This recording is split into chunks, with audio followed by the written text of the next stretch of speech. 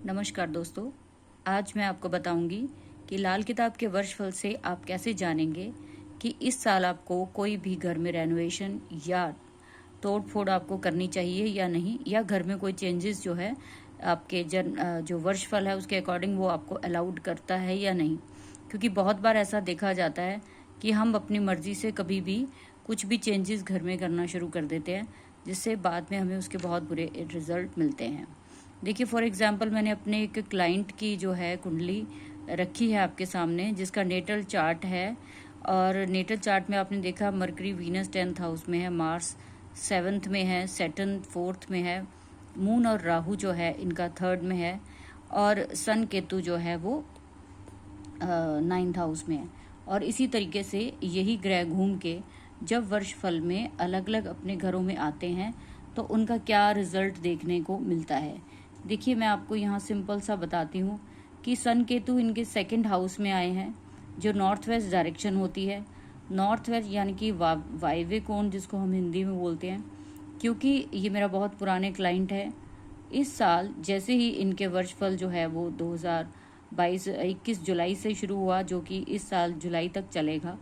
तो इनको जो है सबसे बड़ी प्रॉब्लम जो हुई कि इन्होंने नॉर्थ वेस्ट में एक जो है कंस्ट्रक्शन की, जिसके बाद जो है इनको बहुत सारी प्रॉब्लम्स जो है शुरू हुई। अब ये कंस्ट्रक्शन इनको नहीं करनी चाहिए थी, बिकॉज इनका जो राहु है वो 8th हाउस में है, जुपिटर जो है वो 6th हाउस में है। यानी कि ये जो हेल्प करने वाले ग्रह हैं वो भी मुसीबत में हैं, और जो खराब ग्रह हैं वो भी अच्छे घरों में नहीं बैठे हैं। तो राहु वैसे भी जब 4 में हो, 8 में हो और 12 में हो, तो दोस्तों कभी भी आपको घर में कोई भी रेनोवेशन का फैसला नहीं लेना चाहिए।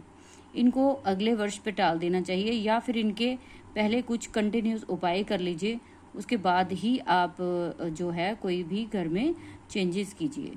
हालांकि उपाय करने के बाद भी कुछ साइड इफ़ेक्ट्स मैंने देखे हैं लोगों की ज़िंदगी में, उपाय भी कई बार काम नहीं करते हैं।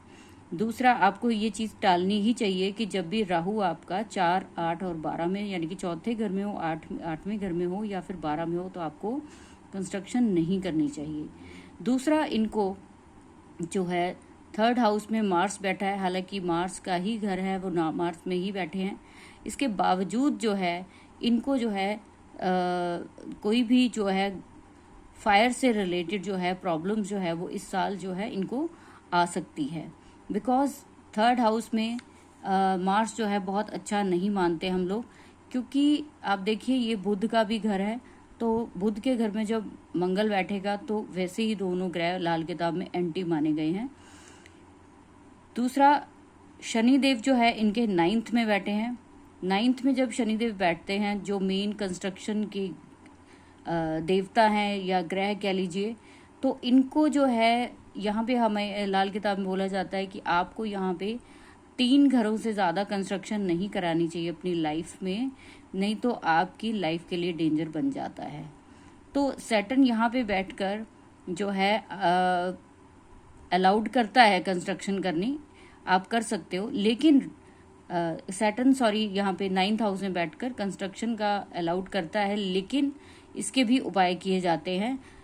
लेकिन यहाँ पे आपको कंस्ट्रक्शन करने को मना इसलिए किया जा रहा है क्योंकि वो राहु जो है इनका जो एक पार्ट है, जो शनि के ही 2 पार्ट राहु केतु माने जाते हैं, इनके एजेंट माने जाते हैं, उसमें से एक एजेंट जो है वो जाके बैठा है 8th हाउस में, जो कि अचानक से कुछ भी नुकसान करवाने के तैयारी में रहता है।